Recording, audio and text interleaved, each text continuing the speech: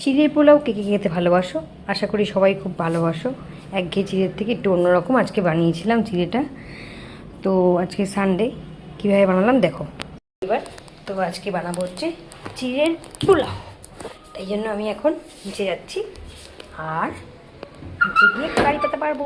দেখো আমাদের কারি পাতা গাছটা, কারি পাতা গাছটা না এখন ছেটে দেওয়া হয়েছে। এত বড় ঝাঁকড়া হয়ে গেছিলো যে অসুবিধা হচ্ছিল লোকের হাঁটাহাঁটি করতে করতে।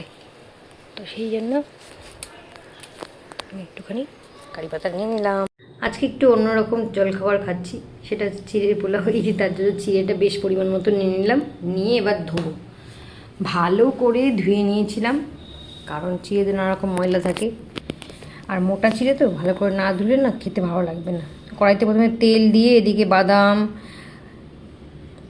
তারপরে চিড়েটা ধুয়ে রেখে দিয়েছি, আলু, ক্যাপসিকাম, পেঁয়াজ কুচি করে নিয়েছি আর কাঁচা লঙ্কা কুচি। এবার তেলের মধ্যে প্রথমে সর্ষে আর সাদা জিরে ফোড়ন দিয়ে তারপর মধ্যে পেঁয়াজ হলে এক একে দিয়ে দিয়েছি। দিয়ে হালকা ভাজা হলে যে সবজিটা কাটা আছে সেটা ধুয়ে ওর মধ্যে দিয়ে দিলাম। দিয়ে এবার নাড়াচাড়া করতে হবে। বেশ খানিকটা ভাজা হওয়ার পর এর মধ্যে আমি বাদাম অ্যাড করেছি। বাদামটা একটু আগে ভেজে নিলে বেশি ভালো হতো, কিন্তু আমি একটু পরে দিয়ে ফেলেছি। তো দিয়ে নাড়াচাড়া করে একটুখানি নুন দিয়েছি, নুন দিয়ে আবার নাড়াচাড়া করেছি। নাড়াচাড়া করতে করতে মনে হলো একটু হালকা হলুদ দিলে ভালো হয়, তারপর একটু হলুদ অ্যাড করেছিলাম সামান্যতম। আর এদিকে কারি পাতা কাঁচা লঙ্কাটা মিক্সড করে দিচ্ছি, কারণ এটা ভালো গন্ধ আসবে।